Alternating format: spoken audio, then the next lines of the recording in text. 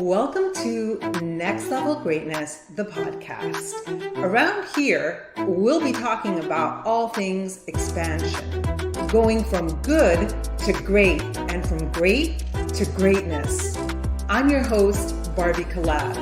Get ready for your next level. Let's do this. 'Tis the season of vision board making. So I named my upcoming workshop Magical 2023.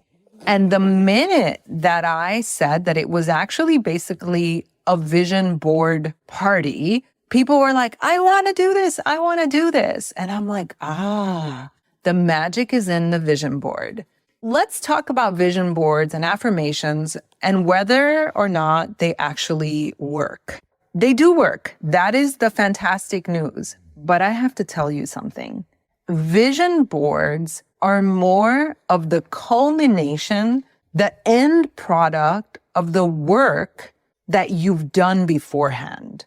That said, I wanted to share just a few stories about my experience with vision boards. Back in 2007, when I first started my body business, I don't remember going through an actual process of setting goals. But somehow, and again, this has been a long time, I created a vision board. I went to CVS, I think it was called. It's like a Walgreens, and I bought a big poster board. I got some magazines. I posted images of what I wanted, and that included the way that I wanted my body to look and a possible partner. I had just started my body business, and so it included having some kind of success with that. And whatever I had on the vision board, I saw it every single day. The expression of out of sight, out of mind could not be more true when it comes to vision boarding. It's the very presence of the vision board, of seeing it every single day. Your mind, your brain picks up everything. It's like a recorder. You may not use that information consciously, but the act alone of seeing the same images over and over again enters into your subconscious. And so I want to say, yes, vision boards work. They work much better if you do some of the work. And by work, I don't mean having to kill yourself. I'm always talking about taking aligned action and action that is consistent with who you are. A lot of times when we set goals, many times, most of the time, 99.9% of the time, we have to grow into that person who could achieve that dream. That said, you know that I'm all for doing the work to get to the vision board. But if all you do is a vision board, I think it's better than not doing a vision board. I believe in customized nutrition. But what if you just eat whole foods? Well, I think just eating whole foods, even if you don't do customized nutrition, is better than eating pizza. So I'm all for the vision board. Okay, second story. This was, I believe, in 2009, 2010. I was having amazing success. I was really beginning to pick up speed with my success in network marketing. And I created a vision board and I put it on my refrigerator. And I chose in the middle of the vision board this beautiful island. I think it was Fiji. It looked like Fiji. I don't know where it was exactly, but it was so beautiful. When I was going for top 10, it was a contest or it was a reward trip. The trip was to Bora Bora. I think I was number 5 or 6. I don't remember in the top 10. I won a luxury trip to a place that looked just like my vision board. I didn't put 2 and 2 together till I actually got closer and closer to winning the trip. I'm like, wait a second. This is actually on my vision board. Yes, vision boards absolutely work, but I also did the work to get to that point. Once again, create the vision board. I am offering that workshop, which is on vision boarding. The link is below. It's $111. But whether you do it with me or you find a way to do it, doesn't matter. I would rather see you doing a vision board. But if you are a dreamer, if you are someone that is goal-oriented and wants to create a magnificent, extraordinary life, it is absolutely worth doing the work. And to me, the reward is in the work. I love thinking. I love planning. I love dreaming. I love coming up with ways that I can bring my life to a next level. That joy for me exists in the process. And again, it sounds so cliche. Enjoy the journey. It's not about the destination alone, but it's a cliche for a reason because it's true. All right, let's move to affirmations. Do affirmations work? Because you see affirmations all the time on social media, like, I am extraordinary, I am worthy, whatever you fill in the blank. Do they work? And they do. But just like the vision board, it just really depends. Because if you don't believe that you're worthy and you don't believe that you are deserving of a great relationship, of the success, and you don't do any of the identity work, really working on who you are, who you have to become, and what your beliefs are, what your thoughts are, then chances are the affirmations are just going to feel empty. The vision boards are just going to feel like a dream and not like something that could become a reality. But if you're willing to do the work, refer to the previous episode. It's episode number 35, where I talk about identity work, where I talk a little bit about beliefs and rewriting your thoughts or rewriting your beliefs through thinking different thoughts. But here are some tips to creating affirmations. So first of all, they should always be in the present tense. I am worthy. I am living in a beautiful brand new house. I'm making things up, right? I am making X amount of dollars. They should be in the present. They should be stated in the positive. A lot of times people are always talking about what they don't want. I don't want this. I don't want a partner who does this. I don't want to have a business who does that. Or I'm always attracting these kinds of clients into my business. I don't want that. But the more we talk about the things that we don't want, that's also an affirmation. So you want to make sure that you are stating what you desire in the present tense as if it's already there. And that's another secret.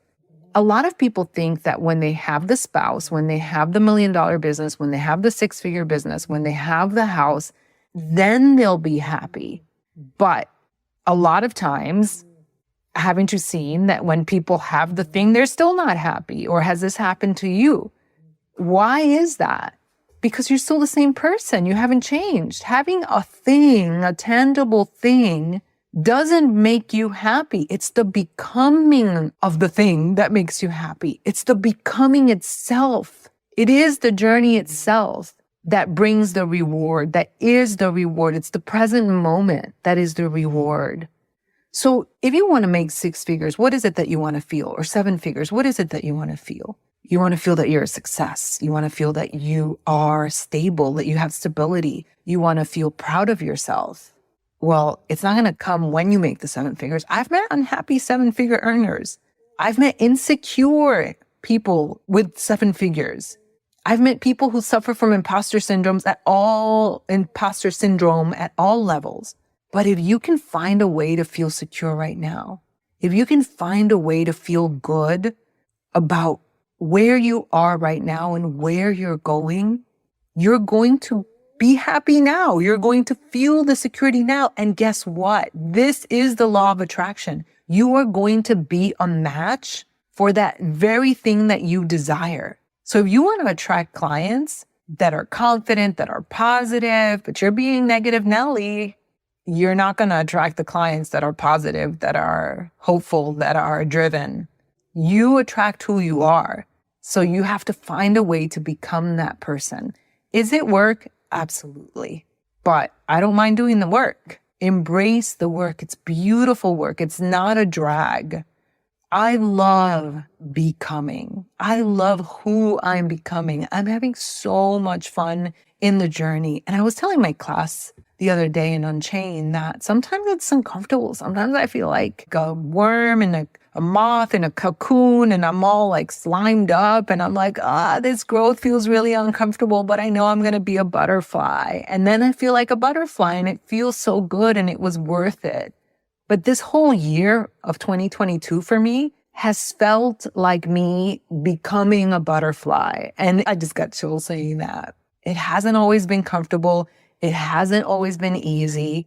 But is that what you want? You want easy? You just want to think of a desire and for it to manifest in the instant, that might be fun for like a minute. But long term, that's not fun. So here are 2 ways to reprogram your beliefs. So, okay, you're going to do your vision board, whether you do it with me in the workshop, whether you do it on your own, or whether you bypass the work and then you just get to like the pretty pictures and you're going to write down affirmations. Now, how do you reprogram your beliefs? 2 ways. One way is through practice.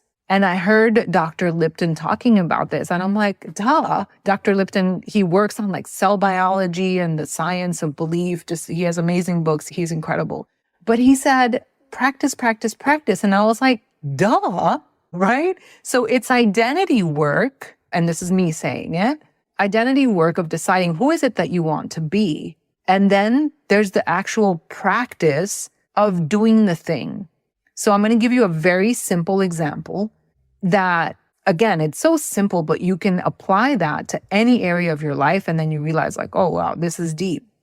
I've never been someone who knows how to do my hair, like, braids and like blow drying and all that stuff. I feel like I grew up until like the age of 40 something. And then I finally started learning how to do my hair.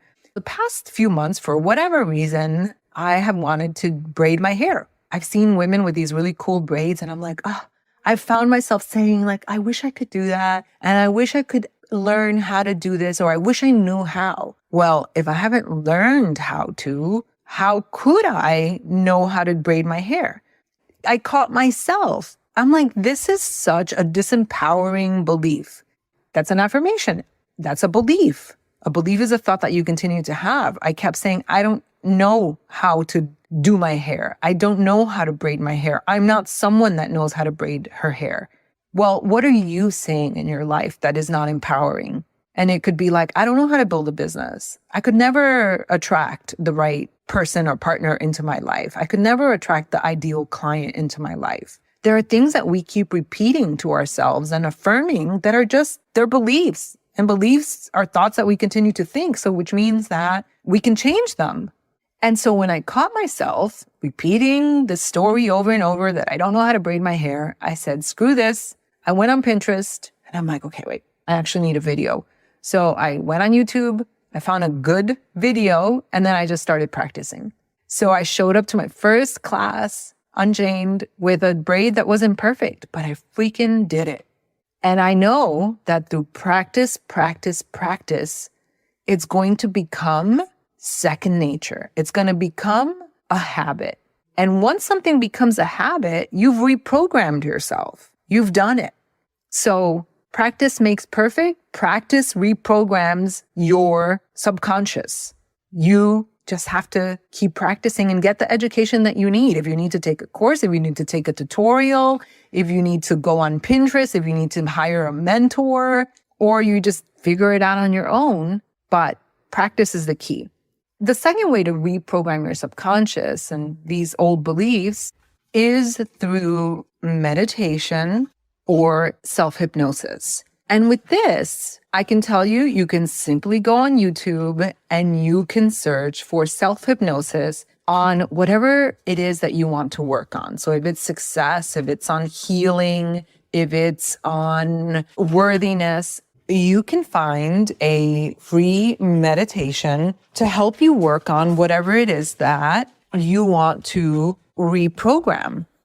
When your mind is in a sleep-like state, it's that moment when you're about to drift off into sleep. That is when your mind is the most suggestible. And before the age of 7, your mind is constantly in that state. And that's exactly when our subconscious is being programmed. So up until the age of 7, we're like this sponge that is just recording everything that's happening. And then we make up. It's like a manual of how the world works. So we can reprogram our subconscious by doing meditations, by doing self-hypnosis, in addition to practice, practice, practice. Go ahead, go out there, do the work, create your vision board, write your affirmations, do some self-hypnosis, and meditations. Get yourself in that state. Imagine, visualize the things that you want to create in your life, and then practice, practice, practice. And once again, I want to remind you that we have my magical 2023 workshop. The link is below. It's going to be a 90-minute to 2-hour session so that you can do the work on your vision board and then actually create your vision board.